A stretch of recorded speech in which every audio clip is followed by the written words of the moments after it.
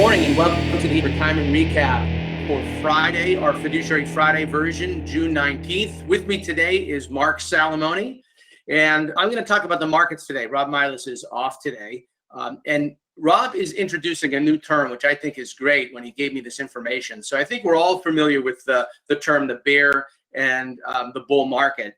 The new term is the kangaroo market. So what is the kangaroo market?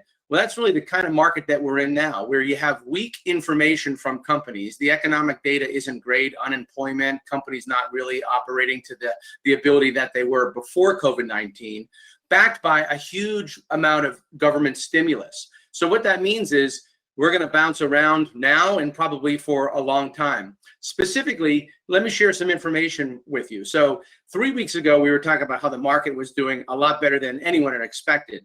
Last week, we talked to you about how we really got a couple of gut punches and the market went down quickly and it was very volatile. This week, well, it sort of came back a little bit because of some government announcements and some other data that we received.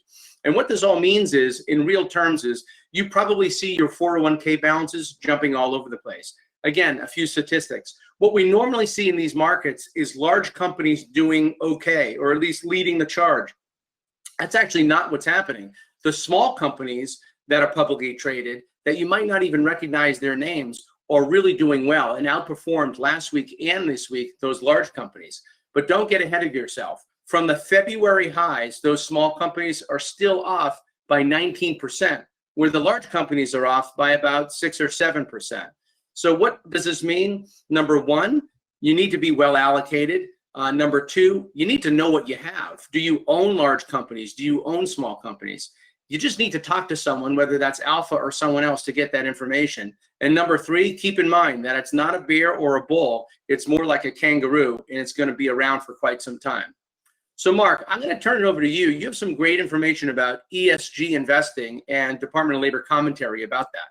That's right, Rich. So for the Fiduciary Friday, we have a review of what the Department of Labor is looking into, which is ESG funds. This is an increasingly more popular option in retirement plans. And a lot of plan participants like the idea of having investments that think about environmental, social, and governance causes. And those mutual funds are becoming more and more prevalent in retirement plans. The issues that the Department of Labor are always looking into and providing guidance on are, well, what is the decision-making process in making those decisions on including those funds in retirement plans? So recently, the Department of Labor, the New York office of the Employee Benefit Security Administration, sent a letter to numerous plan sponsors asking about their process in selecting ESG funds. So again, those funds right now are something that retirement plan investors can invest in, but when you're considering them for a retirement plan, you have to also consider all the other things you would normally consider when selecting an investment for a 401k plan. So that could be the investment returns, the management, the fees, et cetera. So there's going to be more data coming out about this soon. We're hopeful to hear it within the next month. And when we do, we'll give you an update. Sounds good. ESG is certainly something that a lot of companies are asking for and become so much more popular than even 2 or 3 years ago. So I now want to turn to a study that Vanguard did. It's their America Saves study that they do annually. And this points out actually some really good information. So unlike the last financial crisis, Americans are actually doing a pretty good job of not only saving, but staying the course. So Mark, let's talk about that a little bit.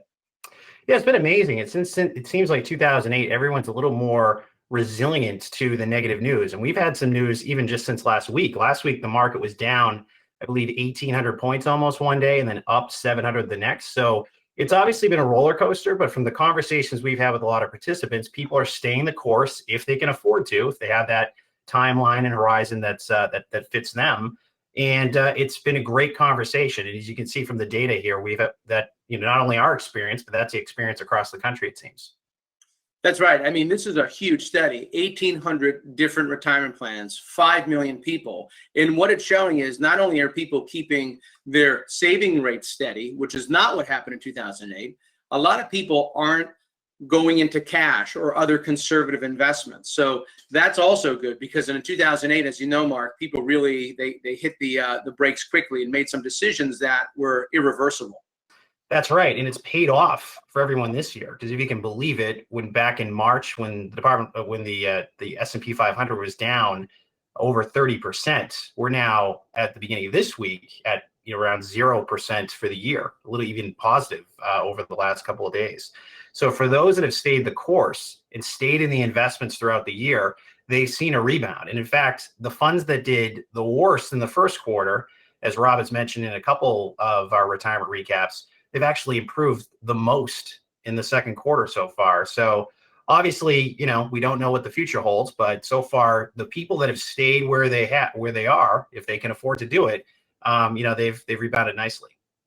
That's right. And what's helped with that is as the stock market has gone up and down, the bond market actually has done well. So that asset allocation that I mentioned earlier in the market segment, and something that we talk about probably every time we have one of these Fiduciary Fridays, it actually works. And one last trend, and I'll leave you with this. I think one of those reasons that people are staying the course, at least in their diversification, is a lot more people are going towards those target date funds, those investments that actually have dates after them, which sets you up with an allocation and puts you on a glide path. It's really good sign that people are staying the course and taking advantage of the diversification. So I'm going to leave you with the last slide here, the last note. I want everybody to have a great Father's Day. I'll be honest, I didn't put this last slide together where there's some suggestions about what to do on Father's Day. Have some ice cream, go outside, go for a drive. I think Mark can agree with me. All we really want is to be left alone for 20 minutes. But I'm kidding, of course. Have a great Father's Day. I know I'm golfing with my two boys, and I can't wait to do it. And I hope everybody has a great Father's Day and a great weekend. We'll see you next Friday for our Fiduciary Friday. And please check us out on Twitter and LinkedIn. We have so much good information coming out, including education and other information throughout the week. So thanks so much, and we'll talk to you soon.